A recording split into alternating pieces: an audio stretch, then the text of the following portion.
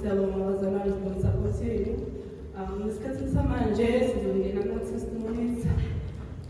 Sifuna ukubona wonke umuntu othi unendodana angiphakamisile nje. Asiphakamise nje, onganamahloni nje uNkulunkulu wakhe asiphakamise nje isandla. Amen. Angiboni. Angiboni bazalwane, anisindiswanga yini? Anisindiswanga yini? Ngizobona abantu abathi basindisiwe ngaphakathi. Asiphakathi, aphakathi. Othi usindisiwe, othi mina ngiyendodana ephila kimi, aphakathi. Amen. Ngibambelana ongikhethayo okwenze ngaphakathi. Engimkhethayo, engimthandile eze ngaphakathi.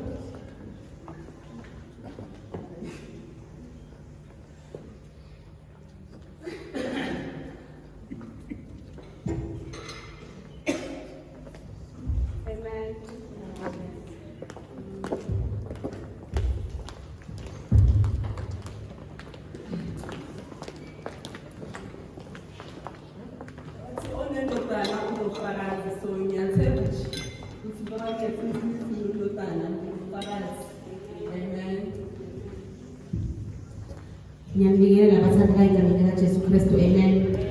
Igama ngumqokozo sibonga yena ngisindisiwe ngiyamthanda kakhulu uNkulunkulu. Kuthiwa unendodana unobufakazi vele.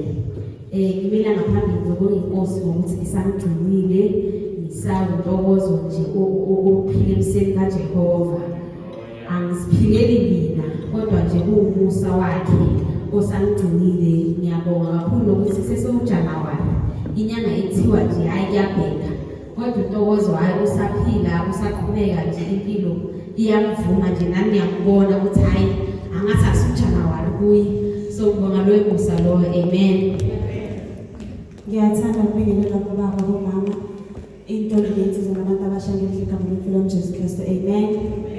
Haleluya. Igama lami ngibonile ukuhlola kwaSamu ngisindisiwe bazalwane.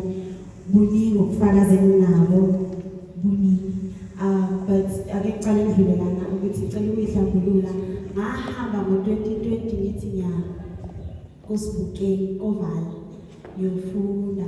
Sewuphelile ku-4 years bazalwane, sengibuyile, amen. Ngizohlanganyela nani kwamanje ngisahlala nomamkhulu ngale, but ngizokubuya nethi kubuye ngizohlanganyela nabantu abasha.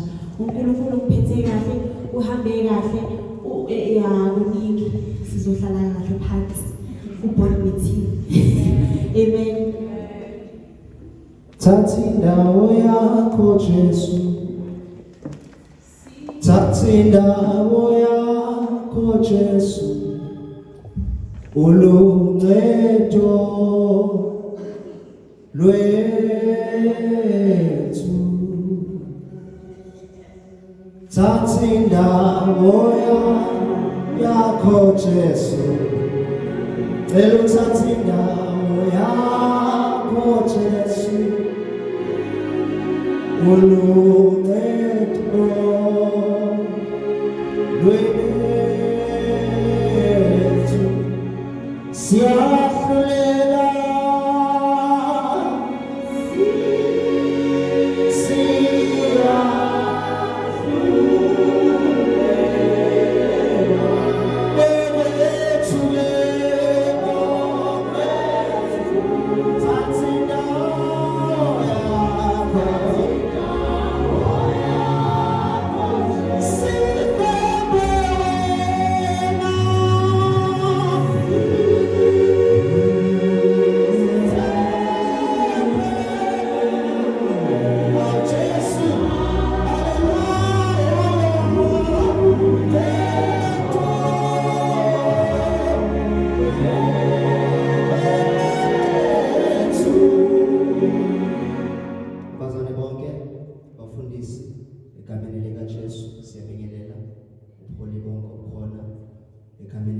sikwinkonzo yabantu abasha.